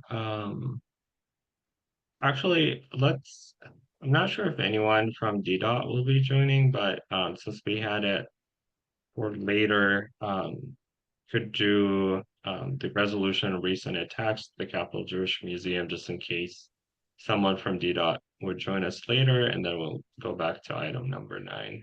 Does that work for you, Commissioner Prince? Oh, I Yeah, sure. actually see I'm ready. You want to go to that item then, the resolution? it just says that Keith Johns Jr. just raised their hand. Let me double check Okay. and see. Hi Keith. Are you with DDOT? Oh, yes, I am with DDOT. Okay. Yes. Oh, great. I think I sent the invite to someone else, but I'm glad that you joined. Yeah, that would be great. So we can actually um stick to the agenda. I can pull up the NOI and maybe if you can just give us a brief um presentation on the proposed no parking zone. We discussed this earlier, think actual last year, but we had slightly different commission with other commissioners. So I think refresher for some of us and a new presentation for others would be very helpful. Okay. Actually, I'm also new. I'm new to Ward 6. So I guess, again, my name is Keith Jones. I am the Ward 6 and Ward 8 Community Engagement Specialist. Typically, Tyler Williams presents to the ANC. She is the manager for my team. We're a little short-staffed, so right now we're covering multiple wards. So I'm new to this particular concern, and I'm new to learning Ward 6.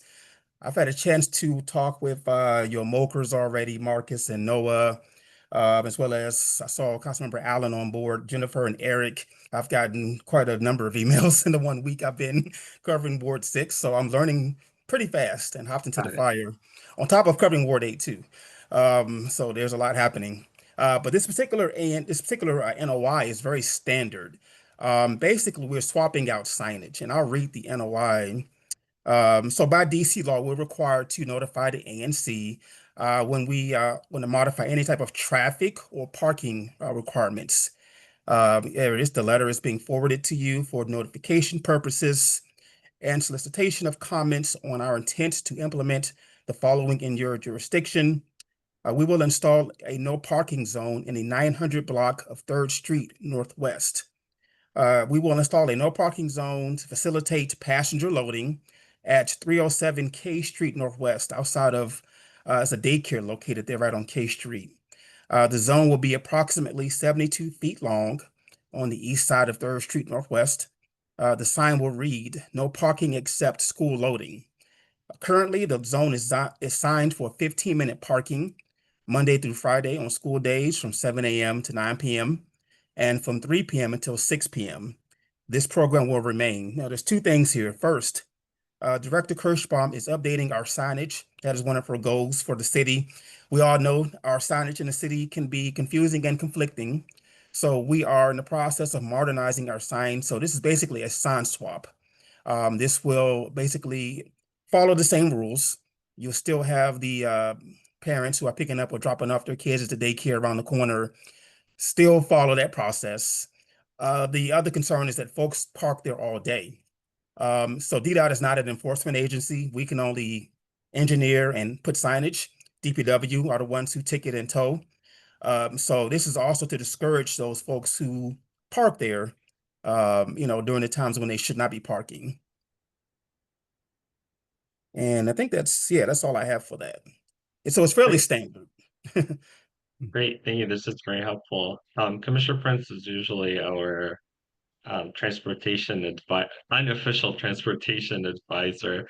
Do you have any questions or comments about this proposal? No, and in fact, I will confess I was a bit distracted because I was emailing one of the business proprietors who was an applicant and came on the meeting just after we had voted. So no, I don't have anything to with regard to this. Sorry. Yeah, I don't have any concerns or issues. Other commissioners, do you have any questions? I have a question, Mr. Jones. This is just replacing what was once there, right? Correct. So the Okay. current signage is that green and white sign. Mm-hmm. It's going to replace it with the more of a red and white sign. So it's more bold, it stands out more, and it's going to become basically the standard around the city around school zones. Okay. All right. Thank you. Oh, absolutely. You're welcome. And oh, go ahead, Commissioner Alado. Yeah. So the previous rules was 15-minute parking during those windows, and outside of those windows, no parking is allowed, but it's not very clear from the sign. This sign will hopefully be a bit more direct on that. Yes, that is the goal. That is what Director Kirschbaum is pushing for all of our signage. And so this will be more direct, letting people know you should not be parking there. Great, thank you. Thank you. And since we don't have any comments or proposed changes, is it helpful if we provide, a resolution saying that we support this, or like us not saying anything will be considered that we approve as it is? Well, so yes, if you send a resolution in support, then we would love it. If you don't comment at all, then we will assume that there is no pushback, and we'll continue on with that sign swap or a switch out. Commissioner Prince, go ahead. Thank you. Yeah, I do have an observation, with regard to some of the very short-term designated parking spaces. They often don't work very well. We see that on K Street, where we have, paid parking for, I don't know, even as short as 10 minutes. And then there are pickup drop-off zones at 15 minutes, and sometimes they just don't work well. So I would ask that maybe that DDOT monitor or check back later so that we don't have to maybe call for parking enforcement from time to time. How does that work? Like, how does DDOT determine whether the intended purpose is really being met when it's very short-term parking? That's a good point. And, it goes back to the point of the enforcement, which is not our wing of things. I think this new signage will be helpful. It will not list the hours anymore. It's going to say no parking except school loading. So for those who thought it was 15 minutes and they decide to take longer, or however the case may be, they shouldn't park there at all in this particular location.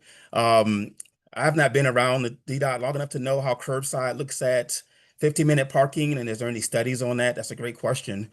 But I think that the new signage will be more clear and more direct in terms of temporary parking for residents and for visitors. Great. Thank you. Any questions by other commissioners or constituents who are joining us tonight?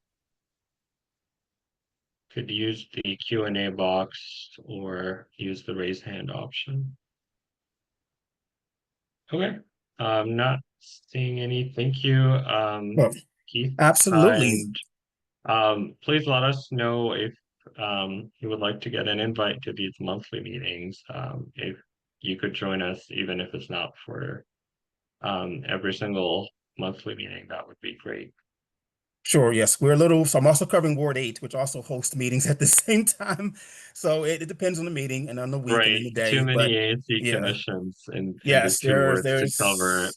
there's a lot. And one A more thing single while I person. have you commissioners, I know you Yeah. told Councilmember Allen about the public space in Washington Gas, not restoring some property. I don't know the locations, but we do have a public space inspections team that will go out and assess and figure out what the issue is, whether the permit has expired, uh, just figure out what the problem is there. So I know he's got his eye on this as well. But if you would like to, not to give myself more work, but I'm happy to look into that as well. If you send me an email, it's my name, Keith.Jones, the number 5 at dc.gov.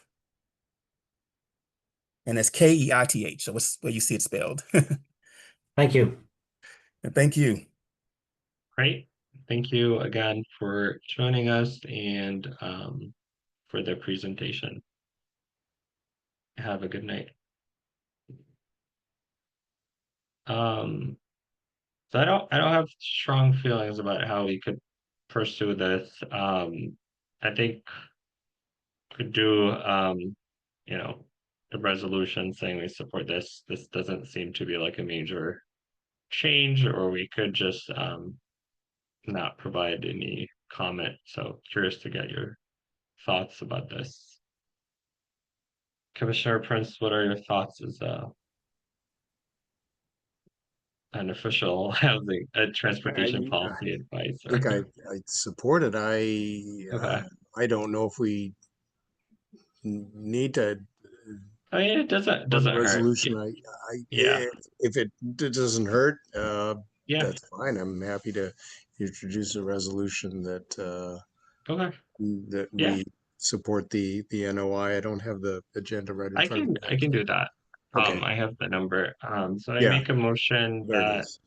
ANC 6E approves a resolution expressing our support for NOI 25131 TPA to D dot. Anyone would like to second? I'll second. Okay, so Commissioner Abukalov moved and Commissioner Carson seconded a motion to approve a resolution expressing ANC 6E support for NOI 25131 TPA to D dot. All those in favor, please say aye. Aye. Aye. Great. The resolution passes with 5 yeas, 0 nays, and no abstains. The next item on the agenda is item number 10, resolution recent attacks at the Capitol Jewish Museum. Commissioner Prince, would you like to discuss that? Would you like me to pull up the language that you drafted too? In just a second, yeah, I just want to say a Okay. couple of words of introduction, Okay, and we can look at the text. sure. The reason I introduced this resolution is because I think, as everyone knows, on May 21st, there was an absolutely horrific crime committed in my single-member district in 6008, just outside the Capitol Jewish Museum, in which 2 people were murdered in cold blood, an American woman and an Israeli man. And I think they were targeted because they were at the Capitol Jewish Museum at an event of the American Jewish Museum Committee. And clearly that identifies this as an anti-Semitic hate crime. This event was so awful that, of course, it made global headlines and prompted many people with very loud bully pulpits to speak up and condemn it as they should have. Our voice is small, but nonetheless, I think we absolutely have to say something because this happened right in our commission district, and so that makes it a local event as well. So in this resolution, I want to say, I think the commission should say two key things, which are to express our support for the museum as an important community institution, because of course these attacks were also an attack against the museum. And secondly, we must condemn the attack. And then in addition, I want to send our condolences to the family and friends of the victims. And I also want to mention support for the mayor's safe and secure DC grant funds, which were announced on May 15th for, in that announcement, I think 11 institutions, 7 of which were Jewish institutions, including the Capitol Jewish Museum. And I think we should express support for actions of that type for increased security. So now let's look at the text, and happy to discuss. I think if we, assuming we would pass this, we might make it available. I'd be happy to push it out to the council, to the mayor, to obviously to the museum, other interested parties, perhaps the Embassy of Israel.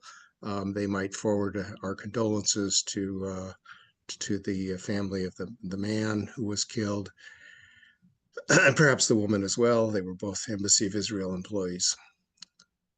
So this is my draft text.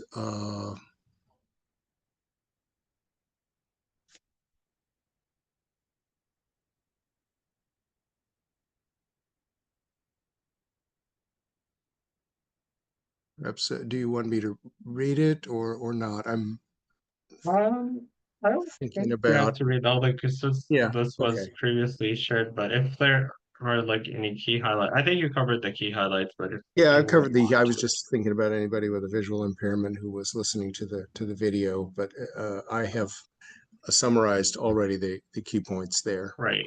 Yeah, that makes sense. Um, yeah, I think you covered all the key highlights from the letter, and I know that it impacted 6E, but we can also, just to clarify that or emphasize that, we can also weigh on issues that impact the district, even if it happens outside of 6E. So that should not be an issue. Any comments or questions by commissioners? Yeah, I just thought I'd say it's really well written. Great. Thank you. Constituents, do you have any comments or questions? Okay, great. So you drafted it. Would you want to make a motion, Commissioner Prince? Yes, that I move that ANC 6E approve the resolution on the attacks at the Capitol Jewish Museum. I second it. I heard Commissioner Alada first. So Commissioner Prince moved and Commissioners Alada seconded that ANC 6E approve a resolution on the recent attacks at the Capitol Jewish Museum. All those in favor, please say aye. Aye. Aye. Aye. Great. The resolution passes with 5 yeas, 0 nays, and no abstains. That Thank you. of course, thank you for taking the initiative. The time efficiency is amazing tonight. We're about like 20 minutes ahead of the schedule. So we have the open forum section. of the meetings. Again, any commissioner or constituent may raise an issue for discussion. Time limit is typically 2 minutes per item. And then we have additional time for ANC response. Commissioners, any issues you would want to raise? Could be a comment, could be any you would like to discuss with other commissioners. Yeah, I Commissioner was. Ostrowski.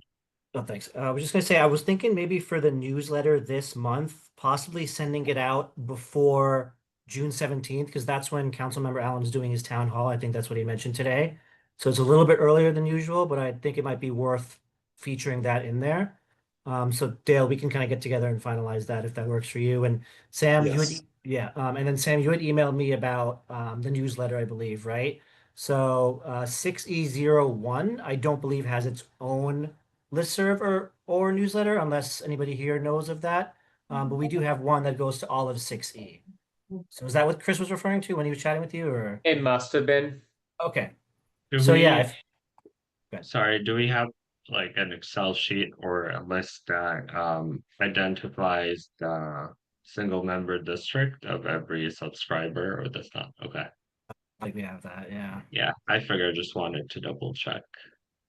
No, in But fact, yeah. this was something I raised as a question just the other day in the webinar that the Office of Advisory Neighborhood Commissions offered on the new website.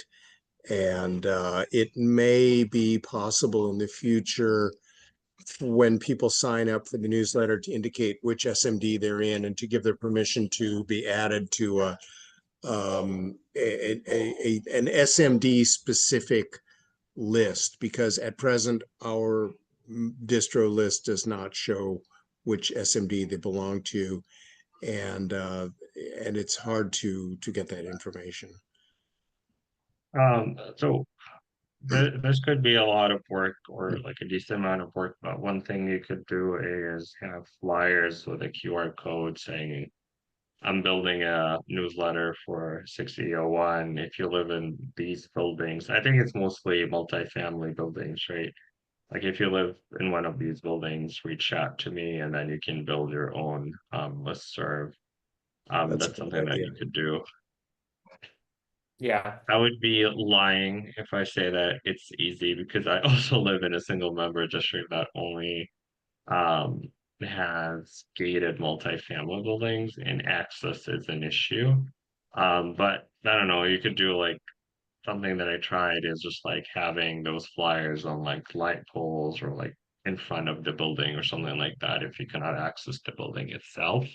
But that is, a challenge. Not to discourage you, so this is your first meeting. Any other issues commissioners would want to raise? Is there an opportunity for me to introduce myself in the upcoming newsletter? Of course. Great. Yep. Do you have like a paragraph or something? I can that send you you- something, sure. Perfect, and then we can throw it in there. Yeah, Great. and maybe like a photo of yourself that you want. Yeah, Yeah, definitely. okay. Okay, cool.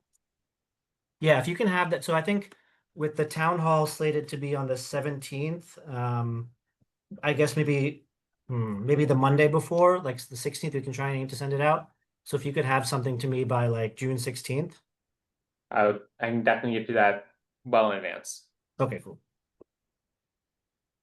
Thank you. Great. Thank Yeah. Other comments or anything you would like to discuss, commissioners? No. Constituents, any comments or questions? Use the raise hand option or type it in the Q&A box.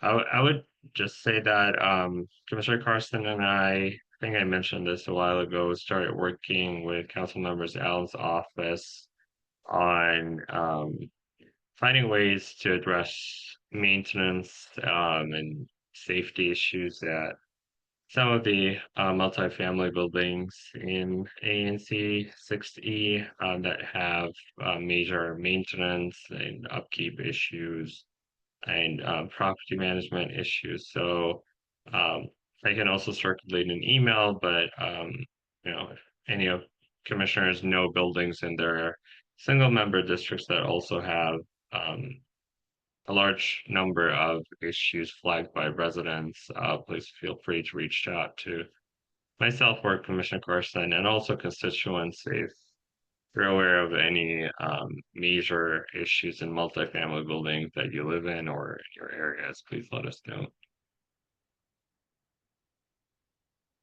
And also, actually, there was one thing I forgot to bring up. So, Dale and I had gone for a tour of one of the upcoming shelters, and while we were there, we ran into folks. Actually, it was Noah that was in the mayor's office, and he mentioned to us that the mayor wants to come to our ANC meeting.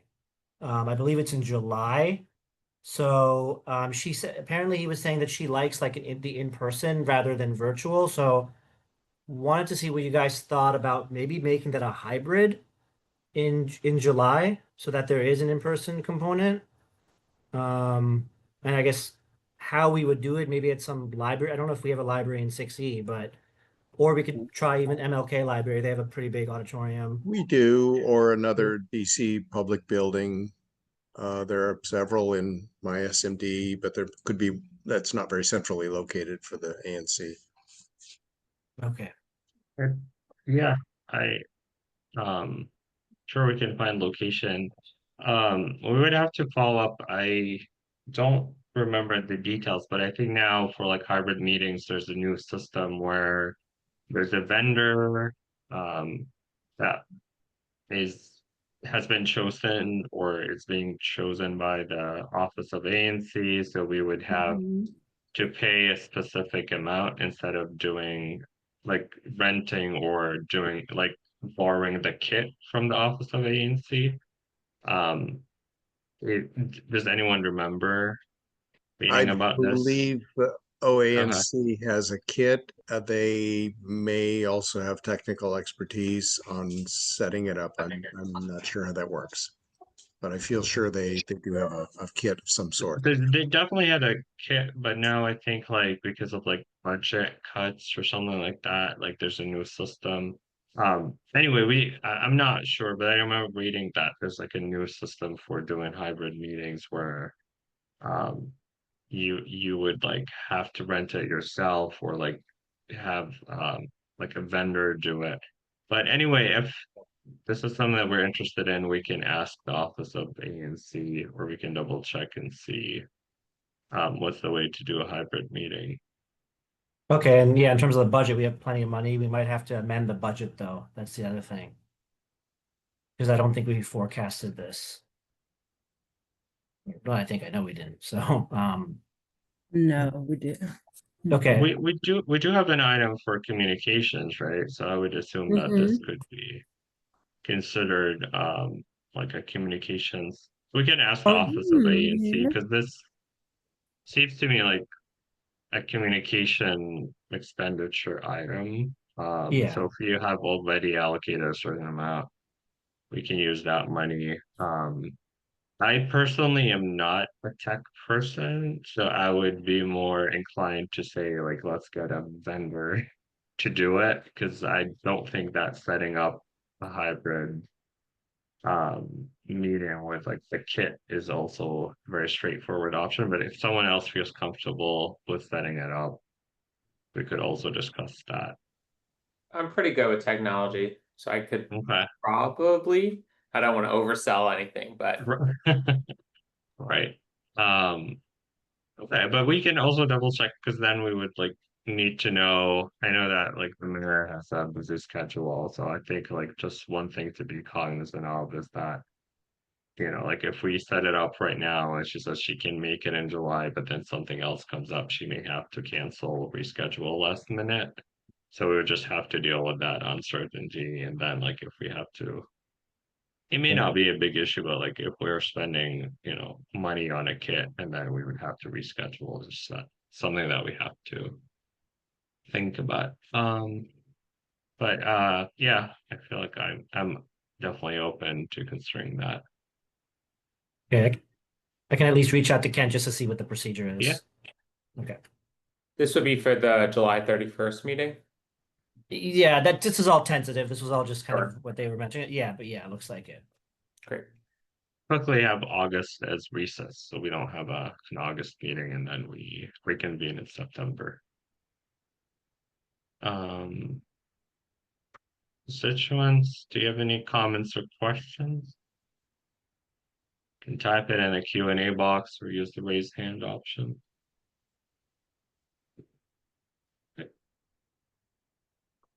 See one. Rohit, go ahead. Hi, yeah, is this the time for just residents to bring things up? Sure, you can bring up any issues you would want to discuss. Great. So I live in 440 K Street, and just as a resident of the community, I'm wondering if there are any updates about the parking lot that is on the corner of, I believe it's K and Fifth, and there was supposed to be some kind of apartment building and complex to be built there that was planned, and I don't see any updates on that in the last year or so. Just as somebody who wants housing to be built and affordable housing to be built, I'm just kind of curious what the deal is there and if there's any bottleneck that we could help uh, deal with. What is the location again? Sorry. It is the corner of K and Fifth. There is an address to it, but I can try to find it. It's essentially a Yeah, parking no lot. problem. I'm sorry? Oh, no problem. Just like wanting to know like not the exact location, just where it exists. I remember that case. If I'm not mistaken, they came before us asking for a 2-year extension of their permit because they needed to secure funding. And if I'm not mistaken, we approved the request, and I feel quite sure that it was on that surface lot space, and that's going to be, yeah, I guess that's housing. It was not a hotel. Does anybody else remember the details of that one? Uh, That's what comes to mind, and I think it was about 4 or 5 meetings ago. I'd have to check, but that's what I think happened. A 2-year extension request to secure funding approved or supported by us. We don't approve it. So it doesn't have funding yet? I think they were in the process of getting funding, and they were not ready to go ahead, and they needed an extension. But I want to be careful here and and caveat that I'm not 100% sure, but I'm really pretty sure this was the same. I mean, there's only one surface lot there, hmm and that's the Fifth and K. It might it You might could be look. Sixth. It is it was Yeah, I something think like it's 650 K Street Northwest or something like that. yeah, I think it's the whole block.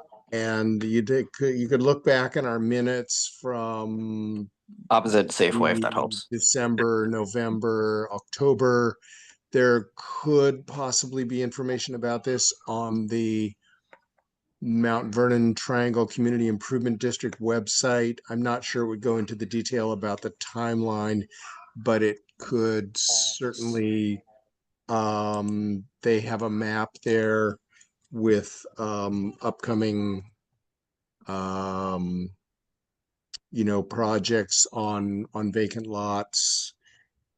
And I'm trying to find it myself, but I think that's a short answer unless somebody remembers differently.